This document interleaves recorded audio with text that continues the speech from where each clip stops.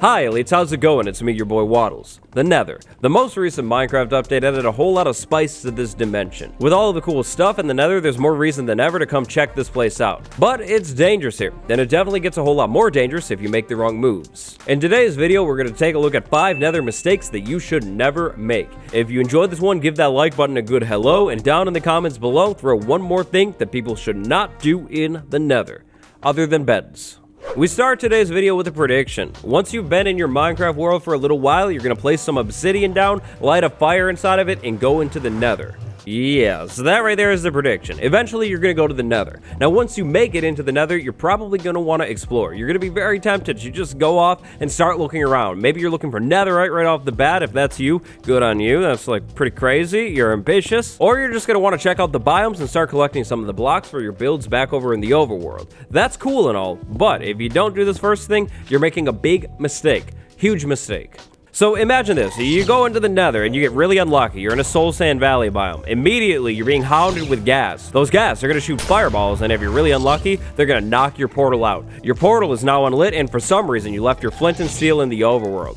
Now, you're going to have to try and figure out how to get out of here, or you're just going to jump in the lava and lose all your stuff. It's going to be a little unfortunate.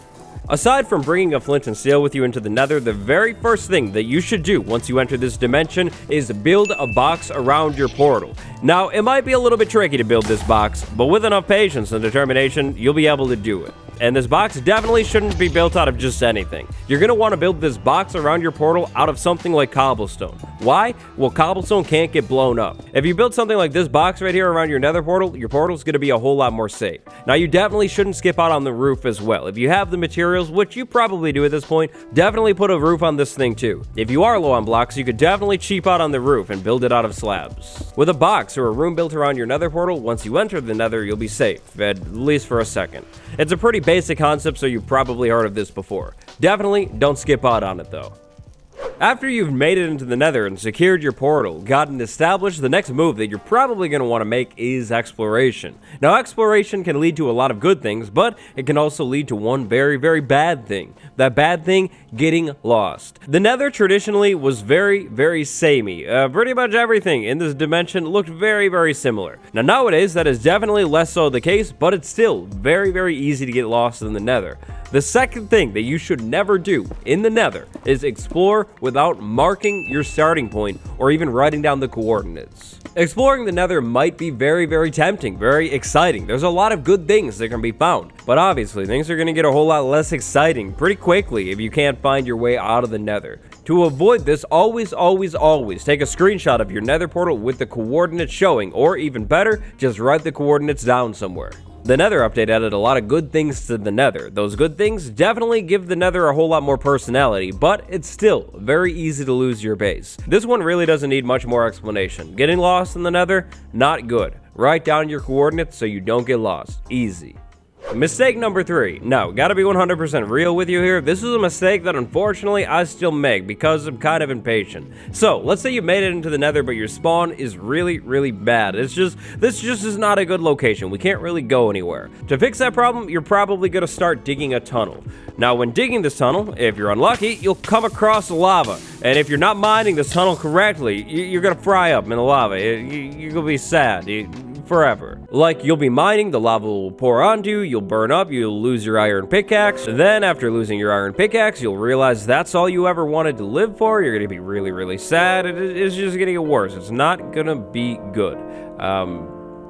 Yeah. This mistake has to do with how you're digging and mining in the Nether.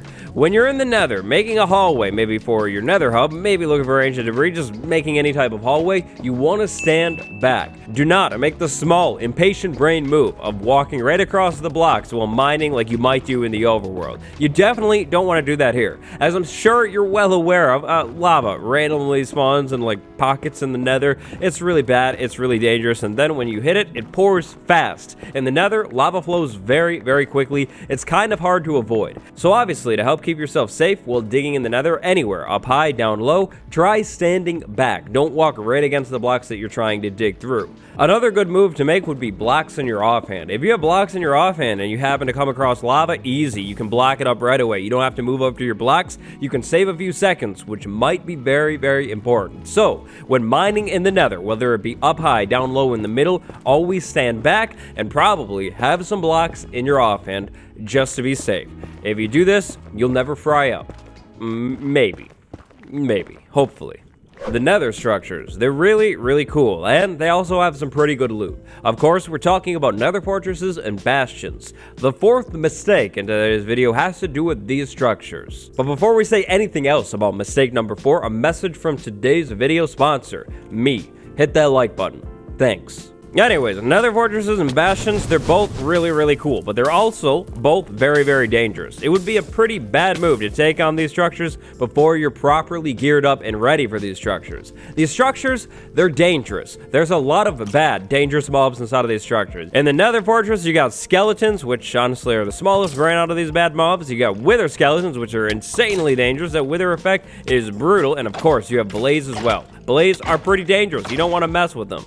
Exactly. Now, when it comes to the bastion, things are even more dangerous. Inside of bastions, you'll find zombified piglins. Zombified piglins are strong, but they're the least of your concern here. Also, inside of bastions, you'll find piglins, hoglins, and then, in Minecraft 1.16.2, once that update drops, you'll also be finding piglin brutes. And piglin brutes are just about the strongest mob in the game. If you try and take on either of the major nether structures before you're geared up, before you're ready for these structures, things are just not gonna go good. No matter how good you are, it's just gonna end badly. And so, officially, mistake number 4 is taking on the nether structures before you're prepared for them. To help you prepare for these structures, first you're going to want to gear up. I recommend getting at least a full set of iron armor before taking on either of these structures. Now, if you are taking on a bastion, you're definitely going to want to have a piece of gold armor as well. I recommend going for either a gold helmet or a pair of gold boots. Why boots or a helmet? Well, it really comes down to two things: cost and durability. Gold armor, it doesn't last very long. Gold boots or a gold helmet are very, very cheap to make. To make a pair of gold boots, you'll need 4 ingots. To make a golden helmet, you'll need 5 ingots. To make a gold chest plate, you're going to need 8 gold ingots. Now, realistically, 8 gold ingots, not that hard to get, but still, if you can save some ingots, why not? And reason number 2, gold armor, it just doesn't last very long, none of it, so you might as well just use the cheap stuff. To help when raiding a bastion, I also highly recommend bringing a hopper with you. If you place a hopper below one of the loot chests and never open the loot chest, you'll be able to pull all of the loot out of the hopper without aggravating the piglins. Once piglin brutes are added to the game though,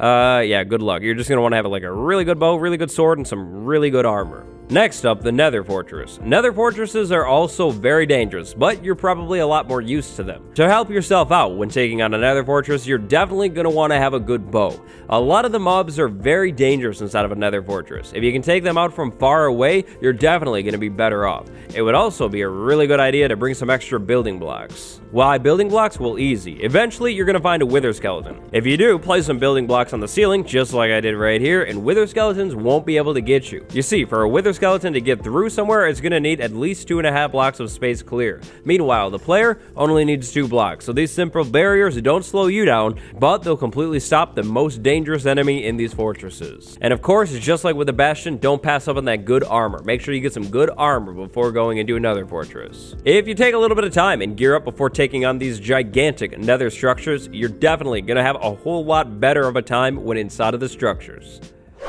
Mistake number 5. It has to do with the most beautiful block in the game. Quartz. Quartz is a really, really clean block. Now, if you're going to want to get your hands on quartz, of course, you're going to need to go to the nether. Everybody knows that. Look at all of these amazing, amazing quartz variants. They're so good looking. I could honestly talk about these all video long. These blocks are all clean looking, some of the cleanest blocks in the game, and they all work great in many different types of builds. Now, of course, like I just said, if you're going to want to build with quartz, you're going to need to go to the nether and mine the quartz up. To explain this one, we're going to need to run a test. Here in front of us, I've built a solid 3x3 of quartz ore. If we go ahead and mine these quartz ore with an unenchanted pickaxe, we're going to get, wait for it, we are going to get quartz. How much quartz? 27 quartz exactly. Meanwhile, if we mine this solid 3x3 of quartz ore blocks with a fortune 3 pickaxe, we are going to get, again, wait for it, Boom, we're gonna get 58 quartz. Now, I mean, you tell me. 27 quartz, 58 quartz, which is better? Okay, I'll tell you. 58 quartz is better than 27 quartz. Come on, it's easy. It is a big, bad, painful mistake to mine quartz without the Fortune 3 enchantment. Don't do it, it's not worth it. Quartz, again, it's such an amazing building block, but it's also kind of expensive. If you want to make a solid block of quartz, you're gonna need 4 nether quartz. On a large scale, maybe in a gigantic castle, that's going to get very, very, very expensive. If you mine quartz out with a normal pickaxe, you are always going to get 1 nether quartz in return. Meanwhile, with a Fortune 3 pickaxe, you can receive up to 4 pieces of quartz from a single nether ore block. That's kind of absolutely crazy. So, the first time you head into the nether, if you don't have the Fortune 3 enchantment quite yet, pass up on the quartz. If you really want to, you could write down the coordinates of all of the quartz ore veins, but that's probably just going to be time consuming, so just pass it up, remember where it's at, and come back with a Fortune 3 enchantment and mine it up later. Now, nether gold ore, that doesn't exactly apply for that ore block.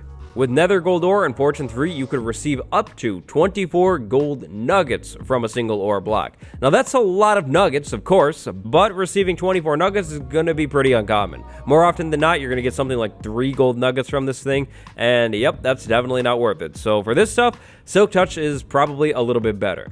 So never mine quartz without using the Fortune 3 enchantment. If you use that enchantment, you're going to get a whole lot more quartz. And so, if you've been keeping track, that is 5 mistakes that you should never make inside of the nether. What do you think? Do you agree with all of them, or do you disagree? Let me know down in the comments below. Also, while you're down there, if you haven't yet, drop one more thing that people should never do inside of the nether. If you enjoyed today's video, I would really appreciate it if you hit that subscribe button and turned on notifications. I post a video every single day. There's lots of cool stuff here. You won't want to miss it. Also, today I'd like to send a shout out to my patrons, Tom A, Cypher, 1158, and Andrew. Thank you all so much for the support. On the end slide, I'll throw the latest episode of my Nether survival series, where we survive, wait for it, in the Nether. Stay fresh, everybody. Goodbye.